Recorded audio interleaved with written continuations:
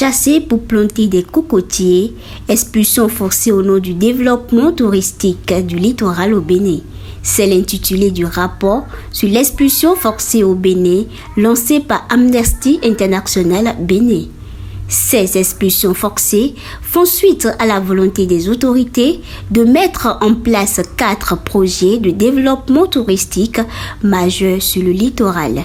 Ce rapport porte spécifiquement sur les cas des projets de développement de la marina Djekbati à Ouida, du complexe hôtelier à Ablekete, mais aussi sur des projets d'aménagement du littoral ou d'aménagement de centres administratifs ou commerciaux à Cotonou, dans les quartiers de Fignéon 1 et dans le quartier de Plakodji. Comme vous le savez, depuis l'élection de Patrice Talon en 2016, le gouvernement béninois a fait du tourisme l'une des priorités de développement du pays.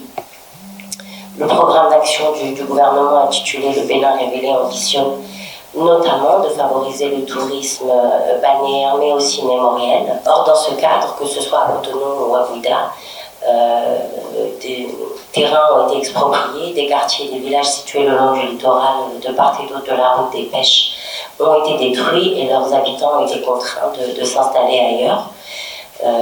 Évidemment, les projets de développement, ce sont des projets qu'il faut saluer sur le principe. Il ne s'agit pas de critiquer le fait d'aménager le territoire ou de développer le pays, mais leur mise en œuvre, évidemment, même si elle peut impliquer des expulsions qui, dans l'absolu, ne sont pas nécessairement interdites, les expulsions peuvent être autorisées en droit, mais ces projets doivent être conduits dans le respect des droits des habitants et les expulsions en question doivent aussi scrupuleusement respecter les dispositions du droit, que ce soit le droit béninois ou le droit international. Le rapport documente les nombreuses violations telles que l'absence ou l'insuffisance de consultation des communautés affectées et bien d'autres. On a travaillé sur 4 quartiers spécifiques où ont lieu des expulsions, mais il faut bien comprendre, et vous savez mieux que nous, que ce n'est qu'une petite partie des expulsions qui ont lieu au Bénin depuis plusieurs années et qui vont continuer, compte tenu de l'ampleur des projets et de l'ambition qu'il y a autour de ces projets de développement.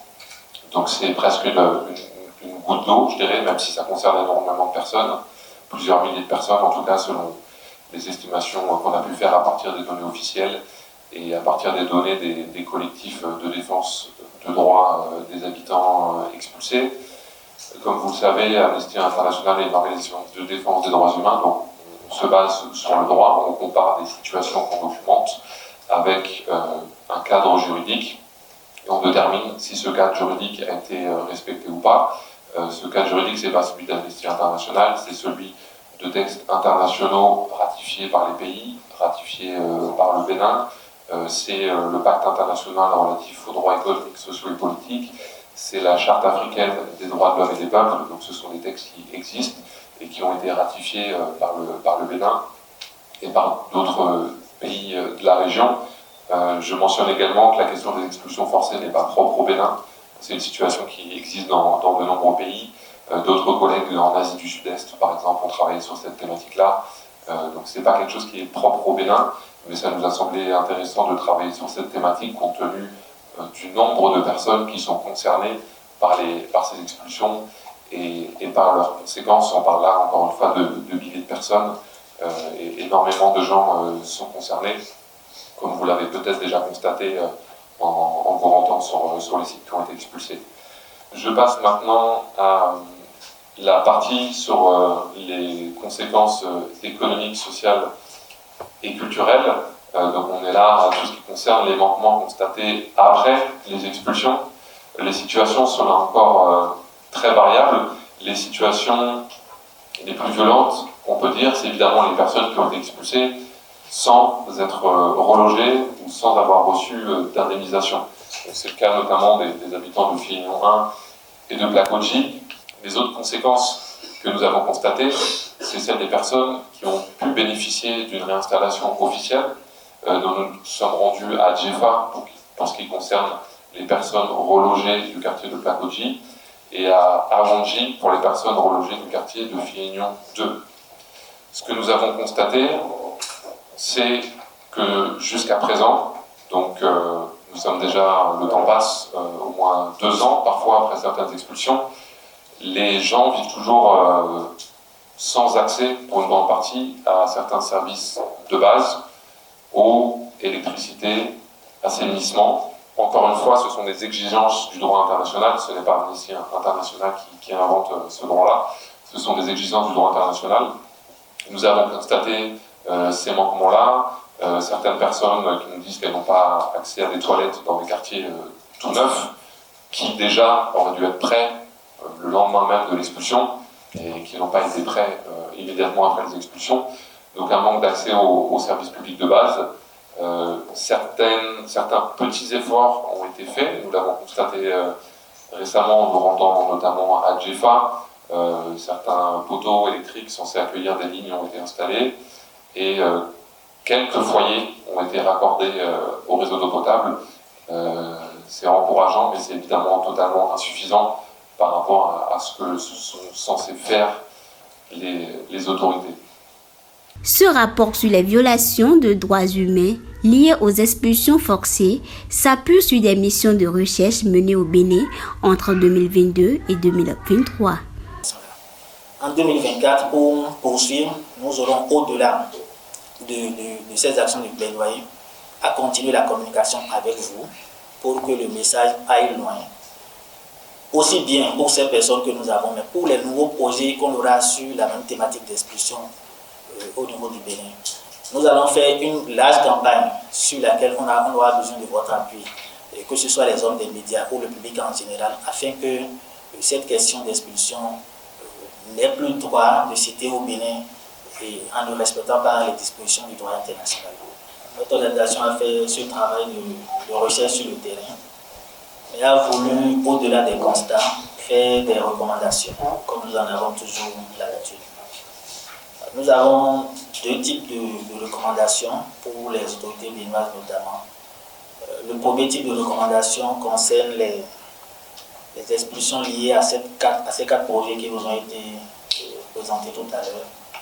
Et le reste des recommandations sont un peu d'ordre général pour tous les projets ou toutes les intentions d'expulsion que nous aurons par la suite.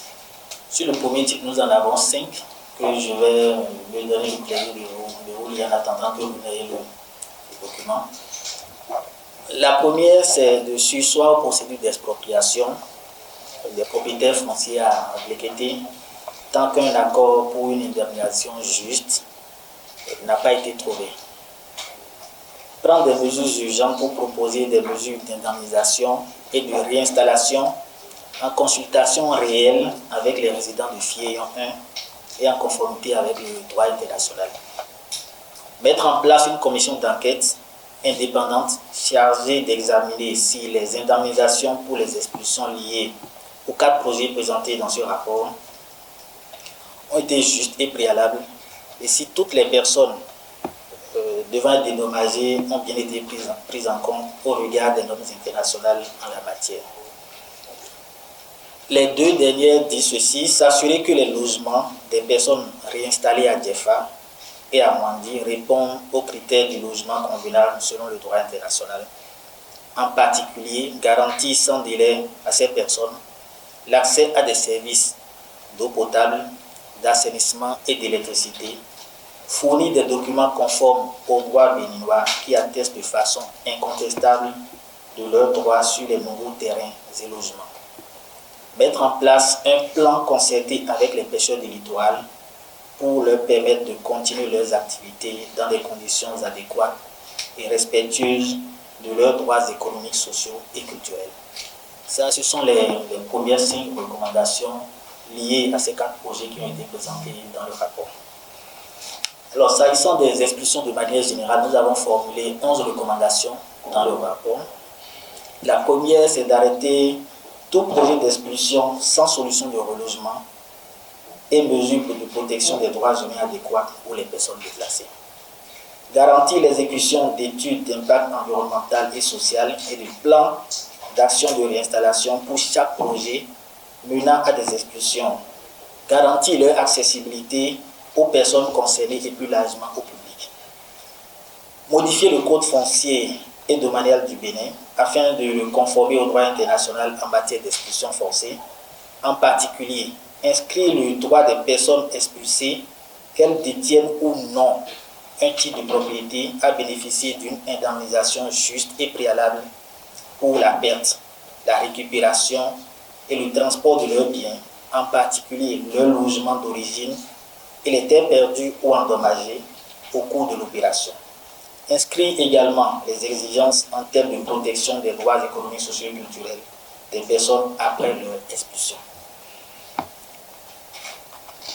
On a proposé également de présenter au Parlement un projet de loi qui interdise explicitement les expulsions forcées et définisse les garanties qui doivent être strictement respectées avant, pendant et après toute expulsion, conformément aux normes internationales de protection des droits humains.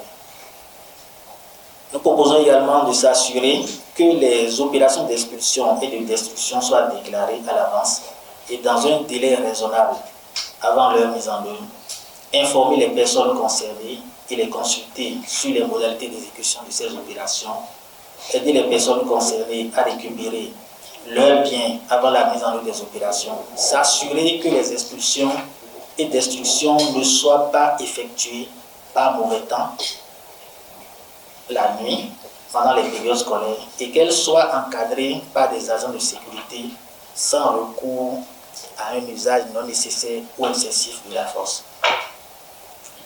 Nous proposons de garantir également l'égalité des droits. Nous proposons aux autorités, de garantir l'égalité des droits entre les hommes et les femmes dans les procédures de recensement et d'indemnisation.